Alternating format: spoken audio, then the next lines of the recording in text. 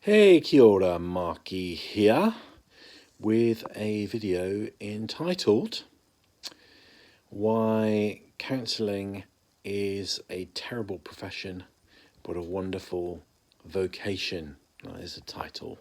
Right. So we're going to talk about the negatives first and then end on the positives so that it's all kind of nice and fluffy and leaves everybody feeling good. So it's probably going to be a multi-parter. Partly because I have to keep videos short because I can only upload short videos, partly because I'm sure to forget something. I'm probably going to go off on some tangents, and it'd be quite nice to have a part two that's just focuses on the vocational side of things. And also, it would be great to have your comments in between. In between this one is released, while I'm working on the next one. It'd be great to hear some of your thoughts on these things. So, kia ora. If you haven't already, please like this video. If you're watching on Facebook, YouTube, get all mixed up. If you're watching on YouTube, please give us a like, because that helps grow the channel. What helps grow the channel even more is if you subscribe to the channel, and then you'll get a notification of when I release the part 2, so you won't miss anything. Yeah, grand, perfect, doozy. Okay, so just to clarify things from the start, when I talk about counselling, I'm also talking about psychotherapy, broadly speaking. Okay, and if you're wondering, well, what's the difference, Markie? I've done a video on that. So I will put a link to, it's a series on psychotherapy, demystify. I think it's called Markie Demystifies Psychotherapy, and it goes into all that, and it goes into much more. In fact, it kind of explains the difference between different schools of counselling, different schools of psychotherapy, and the difference between that and psychologists, psychiatrists, social work. Oh, I go into everything. Okay, so all the answers are there. I have answered everything already, so do not bother me with those kinds of questions. Ask me a more interesting question. So, broadly speaking, yeah, we're talking about counselling, psychotherapy. There are different schools of psychotherapy, and so I'm generalising. So some of the things I won't say won't apply. Some of the things will apply in spades to different schools of therapy. So I'm going to try not to get too caught up in the detail. Okay, so why is counselling psychotherapy, and I'm going to use the word counselling, I think, from here on in to keep it simple. Why is it a terrible profession? So many reasons. So many reasons why it's a terrible profession. Okay, so where shall I start? Because I haven't planned this. I try not to. I try not to plan things too much because I like to be spontaneous and in the moment. So why? Well, first of all, training is often quite long.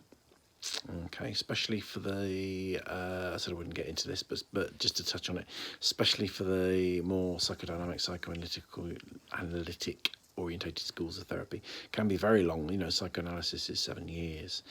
Not only do you have to do your training, but you have to be in therapy, not necessarily for all of that time, but certainly for some of it, which I think is a very good thing.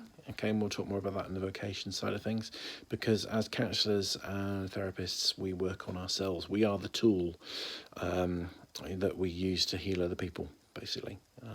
We're by being finely tuned in terms of our self-awareness, and our empathy and resonance, and be able to pick up on what's going on through other people, and to work with things like transference and counter-transference, which we'll talk about in another video. We have to do a lot of personal development work. Okay, so we have a long training and we go into therapy. Okay, and therapy is great. Okay, people think that therapy or counselling, I'd say counselling when I'm breaking all my own rules here. So people say that counselling, people think that counselling is a remedial thing. Well, what I mean by remedial is, as in, you know, something's wrong and you go to a counsellor to fix it. I don't think of it that way at all. We'll probably get back more into, it can be that, but it's not just that. Okay, so actually counselling is the pathway to enlightenment. It's the pathway to self-actualization. You know, if you do lots of counselling and therapy, you become more self-aware. You open doorways within yourself. You become more highly functional. You become more empathic, you become kinder, better, bigger, stronger, tougher, everything. Okay, it's a pathway of personal growth and exploration. It's not just fixing something. It's not like medicine in the sense that, you break your leg, you go into A&E and somebody fixes your leg. That's not really how I see counselling. People do go into counselling with metaphorical broken legs, and they come out not just with a better mended leg, but they come out with their arms and their and their head and their shoulder and their body feeling better as well. So, but again, this is all the stuff that fits into part 2. So, long training, and you have to do therapy, which is great, all good stuff, but obviously it costs money, and therapy can be painful. You go to some painful places in therapy for a good result, for ultimate benefit, but it can be tough. Okay. So that's 2 things that you have to do in training. The other thing that often people have to do in training is have to do some kind of placement, which means they go and work for free somewhere. Okay. Now, if you compare counselling to plumbing or other professions, although you could argue that plumbing's a trade and counselling's a profession, but I'm not going to get into that. Okay. As far as I'm concerned, they're of equal value. We need counsellors and we need plumbers. Okay, we can't do without either, really. So a plumber probably as part of their apprenticeship won't be expected to go off and work for a plumbing company for nothing, or for part of their training. They won't be expected to do that for nothing, but often a counsellor is. They'll have to go off and work with an agency for a period of time to get some experience. So what we mean by a placement is that somebody during their training would spend a certain amount of time with, say, a voluntary organisation that offers counselling, and they'd offer counselling under lots of supervision. But the chances are they wouldn't get paid for it, but they would get the work experience. So do plumbers do that? No. Do electricians do that? No. Okay. So that's one of the things that we have to do. The other thing, among the other things that we have to do, and a lot of these things are financial. This is the main reason why. There are lots of kind of meta reasons, if you like, but the main reason why counselling is a bad profession is because it's costly. It's you spend an awful lot of money. So you spend money on your training, then you spend money on your own therapy, then you spend money on being a member of a professional body. Again, which is a good thing. It's good to be a member of a professional body, and this is something that plumbers do have to do, but it's another expense. Okay, then then you have to pay for supervision. Okay, so this is more after you qualify.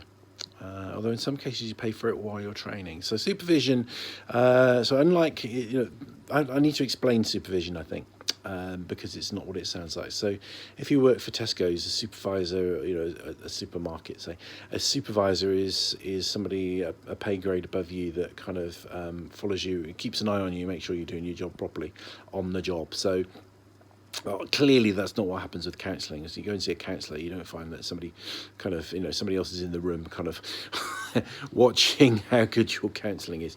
So a supervisor is somebody that you go to on a regular basis, and if you're training, it's very regular, and you discuss the people that you're working with them, and they... I could do a whole video on supervision, and maybe I will, but their job is to make sure that you are practicing professionally, safely and cleanly, because as counsellors we're in a position of massive influence, and our own stuff, our own prejudices can get in the way. So the supervisor's job is to work with us to make sure that we're not working in a contaminated way, we're not working in a way which is harmful to the client, or in a way where we're kind of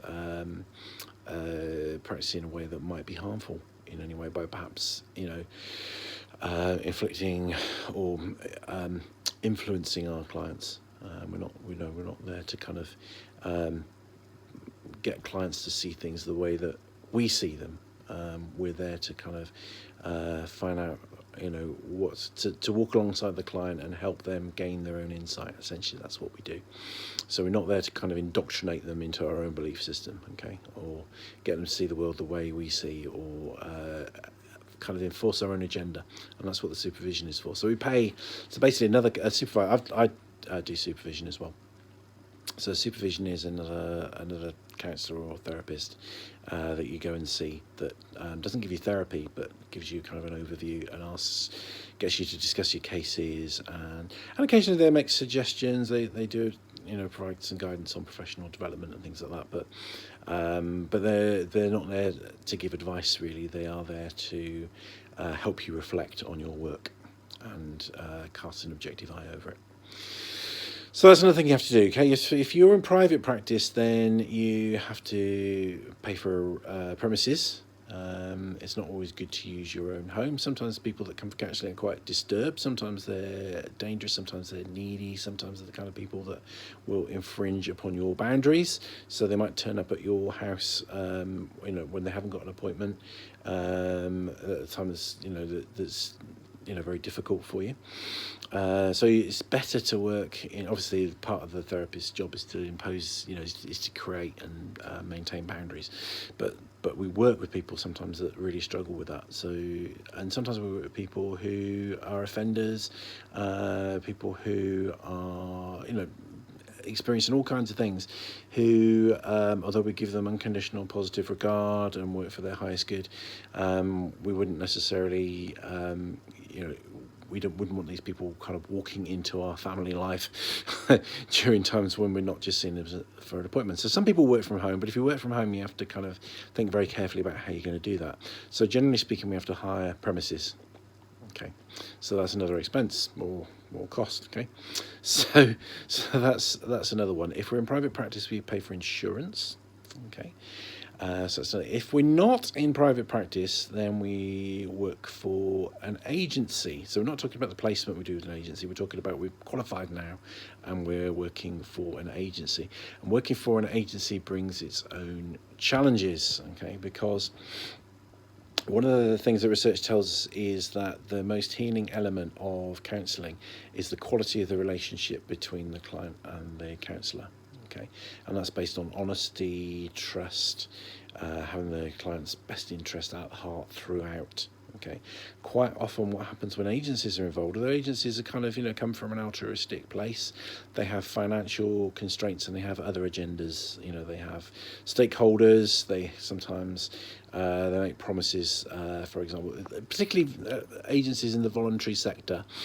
They don't have a regular source of funding. They apply for various grants or government department funding, which often is short term, so they get funding for a year and then the next year they have to apply for it again and they might not get it because there might be a recession, there might be a different government voted in that aren't so keen on spending money on that kind of thing.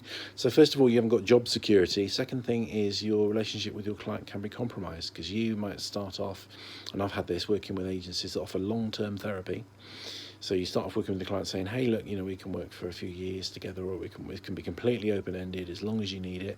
And then 6 months down the line, the agency says, oh, no, we're going to have to change our policy. We can only offer people 6 sessions. Okay. And therapists and counsellors are really, are very, very dedicated and very protective of their clients. And we hate it when that happens. And it makes us feel bad because it feels like we've made a promise. And promises are important in therapy. We work with people who've had promises broken, who've not ever had a trusted relationship often. So we're there to kind of demonstrate that people can be trustworthy, that people can be ethical.